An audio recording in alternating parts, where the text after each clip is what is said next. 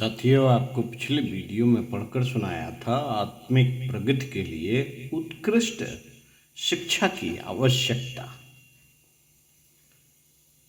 पुस्तक व्यक्तित्व के परिष्कार में श्रद्धाई समर्थ। आइए लेखक पंडित श्री राम शर्मा आचार्य जी को इसी पुस्तक से पृष्ठ 43 से सुनते हैं। आत्मा की परिचायक। आत्मा की परिचायक इस विवेक बुद्धि का विकास जड़तापूर्ण स्थिति में नहीं हो सकता। इसके लिए मनुष्य को साक्षर ही नहीं, शिक्षित होना होगा। अशिक्षा का अभिशाप पाप की प्रेरणा देकर मनुष्य जीवन का उद्देश्य ही नष्ट कर देता है। कर्म अकर्म का ज्ञान न होने से अशिक्षित व्यक्ति की अधिकांश क्रियाएं अंधकार की ओर ही ले जाने वाली सिद्ध होती हैं। जड़ता जन्य प्रेरणाओं में काम, क्रोध, लोभ, मोह, अहंकार के विकार तथा ईर्ष्या, द्वेष, स्वार्थ, अदय एवं अनधिकारिता का विष व्याप्त रहता है, जिससे मनुष्य की आत्मा प्रबुद्ध होने के स्थान पर अधिकाधिक निश्चेष्ट होती जाती है। अंधकार में चलने वाला व्यक्ति जिस प्रकार कदम कदम पर ठोकर खाता चलता है, उसी प्रकार अंतर में अज्ञान का अंधकार लेकर चलने वाला अशिक्षित व्यक्ति संसार पथ पर अविराम गति से नहीं चल सकता। प्रतिपल पतन का भय उसे कभी भी आत्मोद्धार की दिशा में बढ़ने देगा, ऐसी आशा कर सकना संभव नहीं। जो अशिक्षित है, अज्ञानी है और इस अभिशाप को मिटा डालने में रुचि नहीं रखता, उसे उस आत्मा का अमित्र ही कहा जाएगा। जो परमात्मा का पावन अंश है और शरीर साधन को सक्रिय रखने के लिए चेतना रूप से मनुष्य में इस उद्देश्य से स्थापित की गई है कि वह उसे जाने और उसके माध्यम से विश्व ब्रह्मांड के कारणभूत परमात्मा को पहचान कर मुक्ति पद का अधिकारी बने। जो आत्मा की जिज्ञासा नहीं करता और उसे मुक्त करने के प्रयत्नों की ओर से विमुख है, वह जन्म जन्मांतरों तक इस प्रकार ही दुख भोगता रहेगा जिस प्रकार वर्तमान में भोग रहा है। ज्ञान के अतिरिक्त इस भ्रामक भव रोग की अन्य औषधि नहीं, जिसकी प्राप्ति विद्या बल पर ही की जा सकती है। मित्रों, लोक की सफलता और परलोक की संराधना के लिए शिक्षितों को ज्ञान और अशिक्षितों को शिक्षा की ओर अग्रसर होना चाहिए। परिस्थितिवश जिन्हें शिक्षा का अवसर ना हो, वे जिस प्रकार भी हो सके साक्षरता के अक्षत तो डाल ही ले। इससे उनके सूक्ष्म अंतःकरण में विद्या के बीज पड़ जाएंगे, जो कि संस्कार रूप में उनके साथ जाकर पुनः अथवा पुनरपि जन्म में पुष्पित एवं पल्लवित होकर ही रहेंगे। मित्रों, शिक्षण का दूसरा क्षेत्र है आत्मज्ञान, धर्म, अध्यात्म। इसे विद्या के नाम से संबोधित किया जाता रहा है। शिक्षा और विद्या में मौलिक अंतर है। शिक्षा और विद्या में मौलिक अंतर है। शिक्षा उसे कहते हैं जो जीवन के बाह्य प्रयोजनों को पूर्ण करने में सुयोग्य मार्गदर्शन करती है। साहित्य, शिल्प, कला, विज्ञान, उद्योग, स्वास्थ्य, समाज आदि विषय इसी शिक्षा परिधि में आते हैं। विद्या का क्षेत्र इससे आगे का है। आत्मबोध, आत्मनिर्माण, कर्तव्य निष्ठा, सदाचरण, समाज निष्ठा आदि वे सभी विषय विद्या कहे जाते हैं जो वैयक्तिक चिंतन, दृष्टिकोण एवं सम्मान में आदर्शवादिता और उत्कृष्टता का समावेश करते हो, स्वार्थपरता को घटाते और लोकनिष्ठा को बढ़ाते हो। धर्म और अध्यात्म का सारा ढांचा मात्र इसी प्रयोजन के लिए तत्वदर्शियों ने खड़ा किया है। ईश्वर भक्ति, उपासना, योग साधना, धर्मानुष्ठान, कथा कीर्तन, स्वाध्याय, सत्संग, दान, पुण्य आदि का जो जितना कुछ भी धर्म कलेवर खड़ा है, इस सबके पीछे एक ही उद्देश्य है। मनुष्य व्यक्तिवादी पशु प्रवृत्तियों से छुटकारा पाए और समाज निष्ठा के परमार्थ मार्ग को अपनाकर उदार एवं लोक सेवी प्रक्रिया अपनाए। इस मूल प्रयोजन की ओर मनुष्य को अग्रगामी बनाने के लिए अनेक कथा पुराण बनाए गए, धर्मशास्त्र रचे गए, साधन विधान बनाए गए, स्वर्ग नरक के भय प्रलोभन प्रस्तुत किए गए। साथियों, अदृश्य जगत के लोकांतरों के देव दानवों के प्रतिपादन किए गए। मतांतरों के बीच इन प्रतिपादनों में भारी अंतर पाया जाता है, पर मूल प्रयोजन सबका एक है। मनुष्य की पशु प्रवृत्ति को, व्यक्तिवादी स्वार्थपरता को, समाजनिष्ठ परमार्थ को धर्म धारणा में विकसित करना, इसे एक दुर्भाग्य ही कहना चाहिए। इसे एक दुर्भाग्य ही कहना चाहिए कि शिक्षा क्षेत्र की तरह विद्या क्षेत्र में भी रूढ़वादिता का साम्राज्य है। धर्म पुरोहित अब केवल आवरण की प्रतिष्ठा कर रहे हैं और मूल उद्देश्य को भुला रहे हैं। अमुक धर्मानुष्ठान का कर्मकांड पूरा कर देने से, कथा कीर्तन के श्रवण, नदी सरोवर के स्नान, तीर्थ मंदिर दर्शन, जप तप मात्र को स्वर्ग मुक्ति का आधार घोषित कर दिया गया है। आंतरिक दृष्टि से मनुष्य घोर व्यक्तिवादी, समाज विरोधी रहकर भी इस धर्माचरण की सहायता से सदगति प्राप्त कर सकता है, ईश्वर का कृपा पात्र बन सकता है। आज इसी प्रतिपादित की धूम है। आज इसी प्रतिपादित की धूम है। इसे ज्ञान के नाम पर अज्ञान का प्रसार ही कहना चाहिए। ज्ञान के नाम पर अज्ञान का प्रसार ही कहना चाहिए। प्राण रहित लाश की तरह धर्म का आवरण भर खड़ा रखा जा रहा है और यह भुलाया जा रहा है कि यह विशाल आवरण आखिर खड़ा किस लिए किया गया था, किस लिए खड़ा किया गया था, ये भुला दिया गया है। आवश्यकता इस बात की है कि शिक्षा के साथ साथ विद्या के क्षेत्र में भी क्रांति उपस्थित की जाए।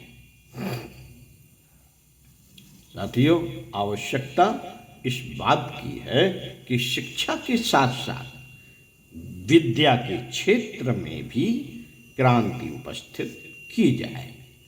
ढर्रे की शिक्षा भारभूत है। भौतिक जीवन की गुत्थियों को सुलझाने की क्षमता जो शिक्षा हमें प्रदान कर सके उसे उपयोगी कैसे कहा जा सकता है? कैसे कहा जा सकता है उसे उपयोगी? इसी प्रकार जो विद्या मनुष्य के गुण कर्म स्वभाव में उत्कृष्टता एवं आदर्शवाद का समावेश न करे, व्यक्तिवादी स्वार्थपरता से विरत कर समूहवादी परमार्थ में संलग्न न करे, उसे भी भारभूत ही कहना चाहिए। इस निष्प्राण धर्म कलेवर से केवल धर्म व्यवसायियों का लाभ हो सकता है। जनसाधारण को तो उल्टे अज्ञान में भटकते हुए अपने धन और समय की बर्बादी का घाटा ही उठाना पड़ेगा। विद्या क्षेत्र की इस विडंबना का भी अब अंत ही किया जाना चाहिए। दिवा स्वप्नों में भटकाने की प्रवृत्ति को आगे नहीं बढ़ने देना चाहिए। आत्मविद्या का धर्म धारणा का स्वरूप सार्थक और सोदुद्देश्य होना चाहिए। कथा पुराण एवं धर्मानुष्ठान भले ही किसी रूप में हो, पर उनका लक्ष्य उतने भर से आत्म लाभ मिल जाने के प्रतिपादन से ऊंचा उठकर यह रहना चाहिए कि विश्व मानव को भगवान मानकर उसकी स्थिति ऊंची उठाने में योगदान देकर सच्ची भक्ति भावना का परिचय दिया जाए। प्रेरणा युक्त धर्म कलेवर की उपयोगिता ही मानवीय विवेक को स्वीकार हो सकती है। अनास्था के वातावरण को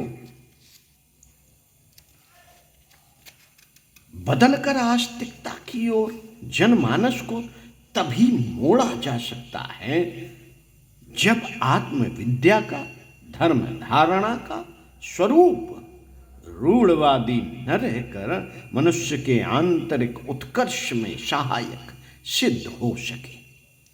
चिर अतीत में तत्वदर्शियों ने इस समस्त प्रक्रिया का सृजन इसी प्रयोजन के लिए किया था। बहुत भटक लेने के बाद अब हमें बदलना चाहिए और धर्म धारणा को परमार्थ प्रयोजन पर केंद्रित करना चाहिए। मित्रों, धर्म के आधार पर विकसित होने वाली परमार्थ प्रवृत्ति को लोक मंगल में नियोजित करना आत्मविद्या का मूलभूत प्रयोजन है। उसे इन दिनों पूरी तत्परता के साथ इसी भूल सुधार में लगना चाहिए। पिछले दिनों के भटकाव को सुधारना ही इन दिनों धर्म क्षेत्र के लिए सर्वोत्तम प्रयासचित होगा। खोई हुई आस्था और प्रतिष्ठा को वह इसी आधार पर पुनः वापस लेने में समर्थ होगा। जिन्हें सचमुच विद्या से प्रेम है, उन्हें वर्तमान धर्म शिक्षा में महत्वपूर्ण परिवर्तन करने के लिए आगे आना चाहिए। बुद्धि, प्रतिभा, समय, श्रम और धन का जो जितना बड़ा अंश लोक मंगल के लिए नियोजित कर सके, उसे उतना ही बड़ा धर्मात्मा माना जाए। पिछले अंधकार युग की सामाजिक एवं बौद्धिक विकृतियां इतनी अधिक अभी भी भरी हुई हैं कि उनकी सफाई में भारी प्रयत्न करने की आवश्यकता है। उत्कृष्ट चिंतन और आदर्शवादी कर्तव्य को जनसाधारण के दृष्टिकोण, स्वभाव एवं अभ्यास में ध्यान दिलाने के लिए घनघोर प्रयास करने होंगे। इसके लिए प्रत्येक धर्म प्रेमी को सामयिक कर्तव्य समझकर सर्वतोभावेन संलग्न होना चाहिए। धर्म शिक्षा का, आत्मविद्या का प्रशिक्षण इन दिनों इसी केंद्र पर केंद्रित रहना चाहिए। इसी प्रयास को आत्मकल्याण, स्वर्ग मुक्ति एवं ईश्वर प्राप्ति की सर्वोत्तम युग साधना बनाया जाना चाहिए। मित्रों, धर्म और ईश्वर के नाम पर खर्च होने वाला प्रत्येक पैसा और समय का प्रत्येक क्षण इसी केंद्र पर केंद्रित किया जाना चाहिए। मित्रों,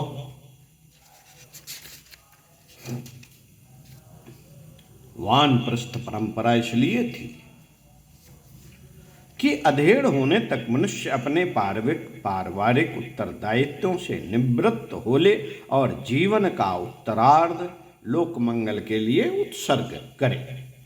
इस परंपरा को पुनर्जीवित करने की आवश्यकता है ताकि सुयोग्य, अवैतनिक, भावनाशील, अनुभवी सार्वजनिक कार्यकर्ताओं की सेना का उद्भव फिर शुरू हो जाए और उसके द्वारा सामाजिक, नैतिक एवं बौद्धिक क्रांति की सर्वतोमुखी नवनिर्माण की आवश्यकता को पूरा किया जाना सहज ही संभव हो सके। शिक्षा और विद्या में परिवर्तन और सुधार ही मानवीय प्रगति का मूलभूत आधार है। विश्व कल्याण शांति की उभयपक्षीय प्रयोजन शिक्षा और विद्या के परिष्कार पर अवलंबित है। इस तथ्य को जितनी जल्दी समझ लिया जाए उतना ही उत्तम। शिक्षा हमें विद्योपार्जन के योग्य बनाती है। व्यक्तित्व विकास का वह प्राथमिक सोपान है। विद्या का उद्देश्य सूक्ष्म जगत में प्रवेश की, उसकी अनुभूति, संवेदना की सामर्थ्य उत्पन्न करना है।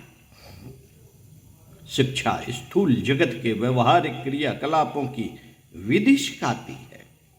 विद्या सूक्ष्म जगत के भावनात्मक विस्तार का परिचय कराती है और आस्थाओं को उत्कृष्ट परिपक्व बनाती है।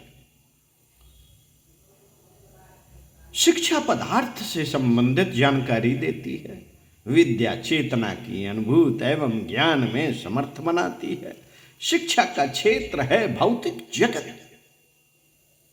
विद्या का क्षेत्र इस भौतिक जगत से परे का कोई रहस्यमय संसार नहीं। इसी भौतिक जगत के अंतराल में निरंतर क्रियाशील सूक्ष्म जगत है। सूक्ष्म जगत है जो चेतना, भावना एवं आस्था द्वारा ही श्रेय है। मित्रों, सूक्ष्म जगत के जीवन पर प्रकाश डालने वाले ग्रंथों में C.W. लैडवीटर की the other side of death और श्रीमती एनी बेसेंट की लाइफ आफ्टर डेथ अधिक प्रख्यात हैं।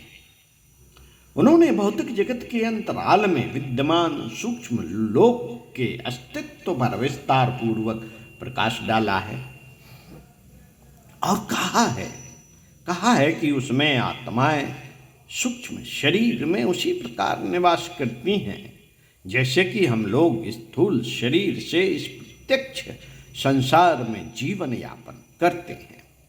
मैडम ब्लावस्टकी, कर्नल ऑलकाट आदि ने इस संदर्भ में अपनी मान्यताओं का विस्तार पूर्वक उल्लेख किया है। 7 लोकों की तरह आत्मा के भी 7 शरीर हैं। स्थूल शरीर की क्रिया लोक कह सकते हैं, सूक्ष्म शरीर को विचार लोक और कारण शरीर को भावना लोक।